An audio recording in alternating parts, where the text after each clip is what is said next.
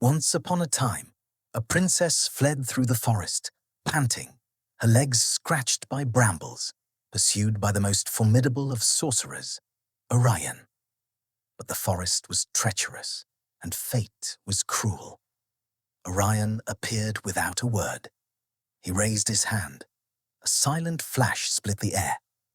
The princess's body contracted, twisted, shrank, and in an instant she was nothing more than a small, frail creature, unable to flee, trapped in her own skin.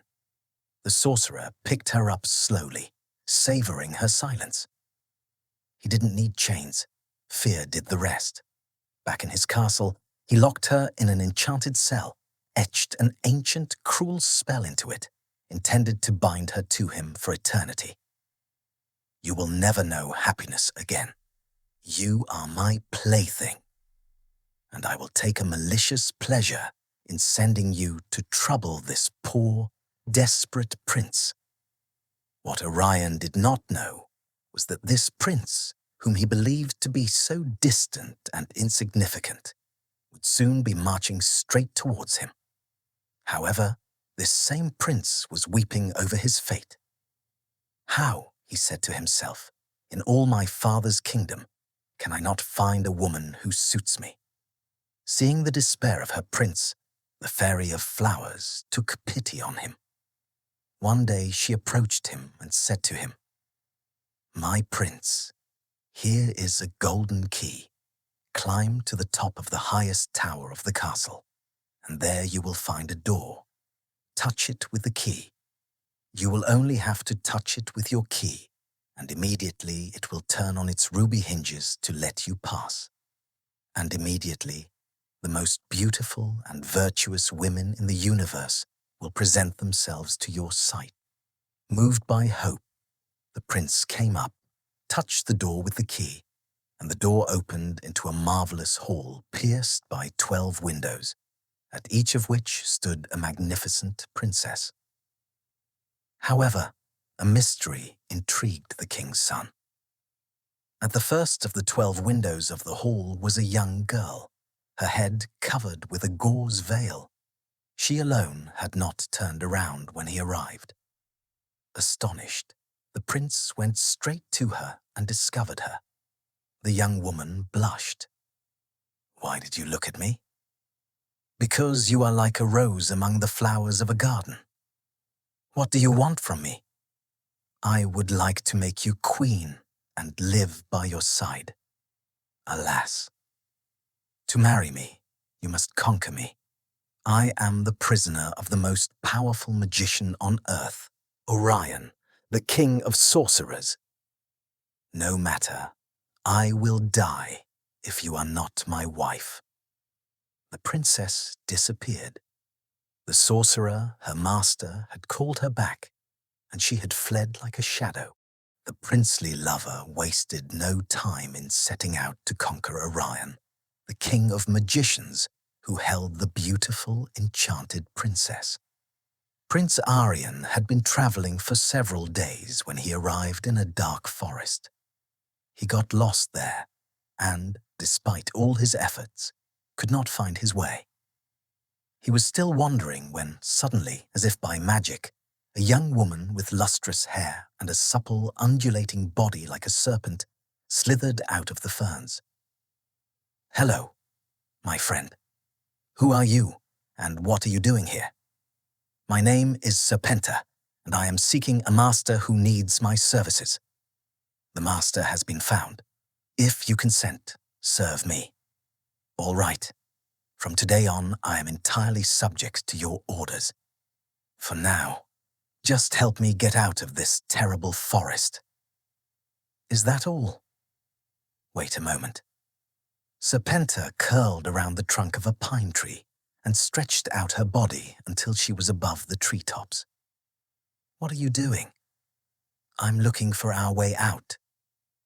Soon after, Serpenta returned to human size. "Well, have you found the way?" "Of course, we must take the road on your right, and soon we will leave this jungle." So they turned right, and soon emerged from the impenetrable forest. At the edge, They saw a stout woman sitting at the foot of a tree, round as a barrel, breathing heavily and mopping her face with the back of her hand. "Hello, my friend. What are you doing here, and what is your name?" "I have been called Orqua, and I rest in the shade waiting for someone who needs my services." "Your services? And what can you do, my friend?" Orqua did not answer. She expanded until she filled the entire field, then forced herself back to her normal size, careful not to start a storm. "Now, can I be of use?" "I think so. Since you possess such talent, I take you into my service. Come with us." "With pleasure." And the prince, with Serpenta and Orqua, continued on their way. As they approached the end of their journey, they saw a centaur woman leaning against a huge oak tree. She wore a blindfold and stood very still, looking very preoccupied. "Take this traveler into your service. Who knows, she may be of great help to you." "My friend, what is your name?" "They called me Sagitta." "What can you do?" "My job is to see too clearly. I damage everything I fix on." "Really? If your power is so great, give us an example." "Look at that rock over there. Don't take your eyes off it. It will shatter in an instant." Sagitta stared at the imposing mass of granite. The stone seemed to melt before her gaze. It crumbled and fell into pieces. "My friend, you are a valuable ally. Come with us." Sagitta gladly accepted the offer. After traveling a little further, Prince Arian and his servants, Serpenta, Orqua, and Sagitta, discovered a magnificent castle with walls armored with iron and bronze. It was the home of the terrible Orion, king of the magicians, jailer of the Princess of Golconda. "This is the end of our journey." He explained his daring plan. They wanted to enter at once, but the door was made of brass, barred and locked. "Let me do it." She glanced at the door and collapsed. Without further ado, they entered the castle. It was a marvelous place. Statues of gold and silver, luminous flowers, birds that spoke the language of humans. In a room, a table awaited them, laden with the tastiest dishes and the most fragrant wines. Hungry, they sat down, ate, and drank. Then Prince Arian and his 3 allies went out for a walk in the magnificent garden. They had barely taken 10 steps when they encountered Orion and his charming captive. At the sight of these strangers, the sorcerer was speechless with amazement. Then, furious, cried out, "Why are you here, wretches? Do you dare pretend to tear from me the pearl of pearls, the peerless beauty on my arm, the Princess of Golconda? Yes, and all your magic will turn against you if you do not use your art to the fullest. So be it. I will not crush you like a worm. I will do better. I will offer you the woman of your dreams on one condition." "Name her!" "For 3 days in a row, at noon precisely, you will present to me the Princess of Golconda in the great hall of the castle. If she escapes you, it is all over. You and your companions will be changed into statues. With each success, an iron ring that I wear at my waist will fall. If all 3 fall, you will triumph over Orion." The prince agreed. He led the beautiful princess into the indicated room. They took extreme precautions. Arian carefully closed the door. Serpenta coiled herself around the room in rings. Orqua expanded to block the windows. Sagitta loosened the blindfold that encircled her eyes. "Sagitta, we must be careful, not to sleep. Stay awake tonight." "Yes, master. Let us chase away sleep." Yet, exhausted, they soon closed their eyes, and in a few moments fell deeply asleep. At dawn, Arian awoke first. The princess had disappeared. "Get up, my friends. Get up. What is it?" Whoa, the princess. Look for her. They searched everywhere in vain. Wait, not lost yet. Have you found her? Yes. 400 leagues from here, a forest. In this forest, a tree. On this tree, a branch. On this branch, an acorn. And in this acorn, the princess. Then all is lost. To travel 400 leagues and return at noon is impossible. Don't lose hope. I will go. Serpenta stretched until she touched the acorn and took it down. In an instant, she was back. Arian took the acorn, broke it, and the princess emerged, more beautiful and radiant than ever. At noon precisely, Orion appeared at the door and cried, "Ah!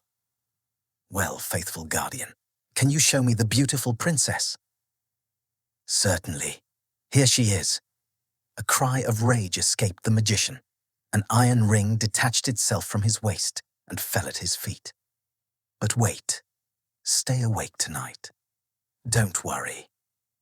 In the meantime, allow us to wander through your magnificent garden. They visited the palace from top to bottom and crossed the garden. They saw many wonders, but what struck them most was a long wall lined with statues of knights. Some with raised clubs seemed ready for battle, others in an attitude of supplication. Still others, with tense muscles and burning eyes, were fighting against an invisible enemy. All had been defeated and petrified. These unfortunates were turned to stone for trying to save me from the king of magicians. I was the innocent cause of their misfortune. Will you never be free from this magician? Is his power so great?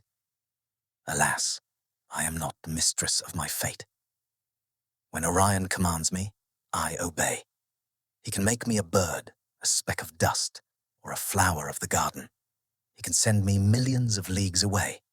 Those who love me perish. He is so powerful, the others so weak.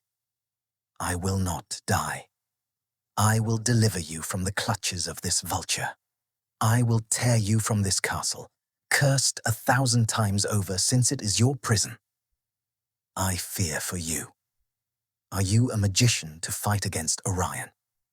Neither magician nor sorcerer, but I have the strength of both since I love you. My friends have rare gifts. They are on your side.